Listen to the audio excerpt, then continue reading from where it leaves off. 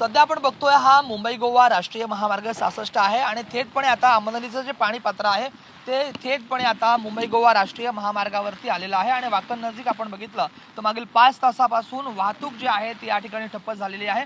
मागील 5 तासापासून अशा पद्धतीमध्ये ज्या गाड्या आहेत या ठिकाणी अडकून पडलेल्या आहेत आणि काही गाड्या ज्या आहेत नादुरुस्त देखील झालेल्या आहेत। आपण पाहतोय गाडी जी आहे ती त्या ठिकाणी बंद पडलेली आहे। मुंबई गोवा महामार्गावरील वाकण नजीकचे दृश्य आहे। त्याचबरोबर आपण जर बघितलं तर मुंबई गोवा महामार्गावर वाकण नजीक जे काही गाळेधारक आहेत त्यांच्या गाड्यांमध्ये देखील त्यांच्या दुकानामध्ये देखील पाणी गेलेलं आहे। त्यामुळे कुठेतरी देखील त्या व्यावसायिकांचं नुकसान झालेलं आपल्यासोबत काही व्यावसायिक देखील आहेत आणि काही प्रवासी देखील आहेत। आपण सर्वांशी बातचीत करायचा या ठिकाणी प्रयत्न करणार आहोत। नेमकं एकंदरीत काय परिस्थिती आहे, काय सांगाल नेमकी काय परिस्थिती?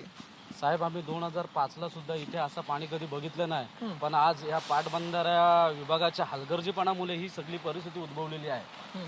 आज त्यांनी जे धरणाला गेट आहेत ते गेट जर आज काढले असते तर ही परिस्थिती इथं निर्माण झाली नसती, पण त्यांच्या आज हलगर्जीपणामुळे ही इथं परिस्थिती निर्माण झालेली आहे। काल देखील वाहन चालक जे अडकून पडले होते, आज देखील वाहन चालक अडकून पडले। काली वाहनचा जे ड्रायव्हर्स लोक आहेत ते कमीत कमी 7 ते 8 तास या रस्त्याला पाणी होता। त्याच्यानंतर थोडंसं पाणी कमी झालेलं आणि रस्ता चालू झालेला।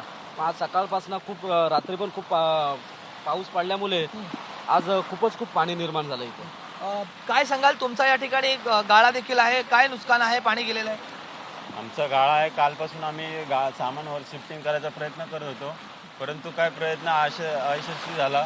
पाणी भरपूर वाढलेलं आहे। दुकानामध्ये आतमध्ये 2-2.5 फूट पाणी शिरलेलं आहे आणि अजून वाढत आहे पाणी। काय सांगाल, काय परिस्थिती मुंबई गोवा महामार्गाची? मुंबई गोवा महामार्ग तुम्ही बघायला गेलात तर आज सुकईपासनं ते नागोठण्यापर्यंत जवळपास सुकईपासनं ते कोलाडपर्यंत आज ट्रॅफिक जाम झालेली आहे।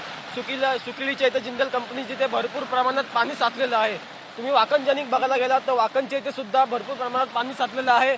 प्रशासन याकडे लक्ष देते की नाही हा नागरिकांना प्रश्न पडलेला आहे, कारण का बघायला गेलं तर भरपूर गाड्या आज इथे पाण्यामध्ये अडकलेल्या आहेत। मुंबई गोवा महामार्ग पूर्णपणे हा ठप्प झालेला आहे। एकंदरीत आपण बघितलं तर या ठिकाणी मुंबई गोवा महामार्ग जो आहे तो पूर्णतः ठप्प झालेला आहे आणि या ठिकाणी 5 तास जे आहे ते वाहतूक कोंडी झालेली आहे आणि त्याचबरोबर इथे जे गाड्याधारक आहेत त्यांच्या दुकानामध्ये देखील पाणी गेलेलं आहे। व्हिडिओ जर्नलिस्ट योगेश सावंतसह राज वैशंपायन, TV9 मराठी, वाकण, रायगड।